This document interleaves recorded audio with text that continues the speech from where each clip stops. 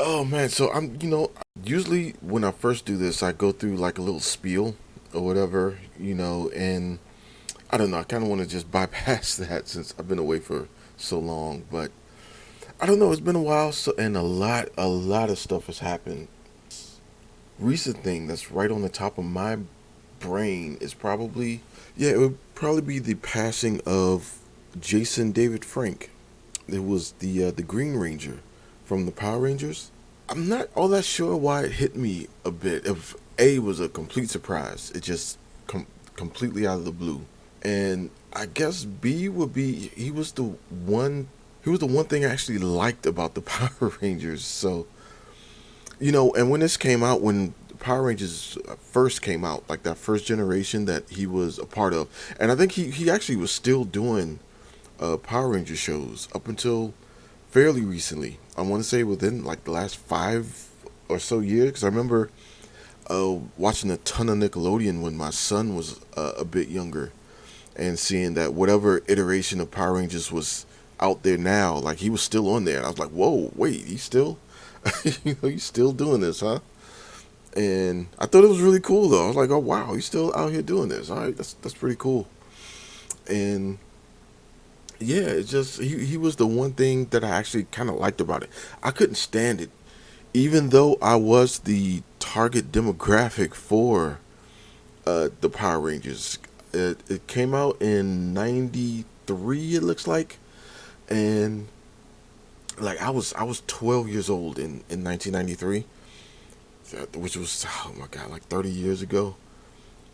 Ugh, which actually kind of physically hurts me to say that was 30 years ago. My god, but yeah, I remember I was pretty much the target demographic, but I never got into it. I just found it really just goofy, kind of just really lame. I think I had by that point I had came across like anime, and I kind of most likely subconsciously knew that it was a kind of a knockoff of or aping the kind of anime culture, from in Japan, and it very much is. And I didn't know this until like years and years later that they were actually taking you know uh, clips and segments from this Japanese show, and Americanizing it, and like making this whole other thing from it, and repackaging it and bringing it over here as the Power Rangers. But no, I think there was this thing like I kind of subconsciously knew it was just very much so like just biting off of like anime or like kind of Japanese culture, and so I thought it was like super lame. I hated it. Like I honestly kind of detested it, and I think it was one of those things that my little sister was like super into, and so as the big brother, I'm obligated to hate everything that my little sister's into. You know, especially when you're like 12 years old. That's kind of like the unwritten rule, right? But yeah, but I do remember when the whole Green Ranger thing happened, and I'm not gonna lie, I was watching that, you know, and then when he went on to transform into like the White Ranger, I remember that, and I was like, okay, that's something. That's all right. And also, I remember, and again, I didn't catch on to this till like years and years later. It was pretty racially motivated. Power Rangers, like I remember, so the Yellow Ranger was an Asian woman. The Black Ranger was a black guy, of course. And then they're going to say, "Oh, the most powerful Ranger of them all, the Master Ranger, if you will, right, is the White Ranger. He's the most powerful." Like, man, get out of here with that. But yeah, no, it's really sad. There is a lot of I kind of have my battles with mental health as well, and I probably can say that not a main component of the hiatus, but definitely plays a factor in that. It's just one of the things where, like, oh, I haven't recorded in a week. Oh my god, I really don't feel like it. Who cares? Like, who's gonna listen to it? then you go through this whole like Rolodex of things your brain is trying to tell you, and it's exhausting to kind of fight that off. But eventually you kind of go through the whole process and you find the motivation and the whatever again. But it's just, man, it's that was a blow. It kind of hit me really hard, and yeah, it was a shock. But yeah, man, rest in peace, Jason David Frank, man. You did give some enjoyment to kids out there, and I just hope that, I don't know, that's just, that sucks. That's really, really bad. What else happened? What else good happened?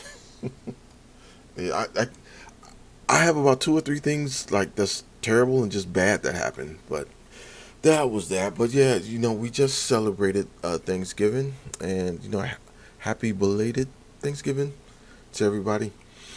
It's a time of like food and family, and I enjoyed it this year once again, and yeah, that was kind of another reason for the hiatus. It was just doing all this stuff, and and the holidays is coming, but I got well, some positive stuff to come out of the hiatus is I was a part of the reason I did kind of not record, or had a gap in the recording, was I'm finished actually publishing a client's book through through Max Books Publishing imprint, and that was a whole process. That's the very first one. So it's the very first time that I've had a client give me a manuscript and just like, yeah, okay, publish this. So and going through the whole process, going through the going through the contracts, and signing the contracts is kind of crazy. I don't know what I'm doing. Like, this is the first time I'm doing it, and like, we signed the contracts wrong. So I had to reach out to her and say, oh, actually, no, we got to re-sign the contracts and do all that. But yeah, going through that process, signing a contract, working the story, because she's first time author, and she's doing the children's book, which is awesome, which is amazing, and just going through the manuscript, fine tuning the story, going through the edits with the editor, Kate Schaefer, and yeah, you just going through that whole process, fine tuning the book, doing the formatting, and there's pictures in the book because it's a children's book, and going like formatting the pictures, and yeah, the whole process. It was a whole process, and it took a lot of attention of away from a lot of other stuff, because I am also kind of writing a book as well, and so yeah, it was a lot, but it was a good process. It was a good learning process, and yeah, and I got through that, and I'm really excited about that, really happy about that, and I am trying I am trying to fast track this so we can get this out for the Christmas season. That was the goal, but that happened. Oh, and what else happened? I caught COVID. Yes, a big Rona found me. Big Rona actually found me. I was hiding. I was quarantining, hiding inside. I was wearing face masks. Didn't matter. She caught me anyway. And so yeah, like, all that is happening. I trying to process the client's book. Like, editing it, formatting it. Trying to get it out to market, and catching COVID. And that kind of ground everything to a halt as well. And so yeah, but in that, I was able to catch up on a lot of stuff, though. I like most of the movies that I'm going to review. I was able to watch while I was in quarantine, and so yeah, it's a whole thing.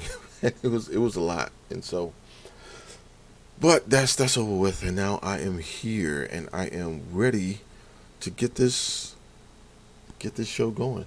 So yeah, I mean, that's a spiel. That's about it. Let's go ahead and do this. As always, let me go through a quick break. In about like 30 seconds or so, we will kick off the reviews.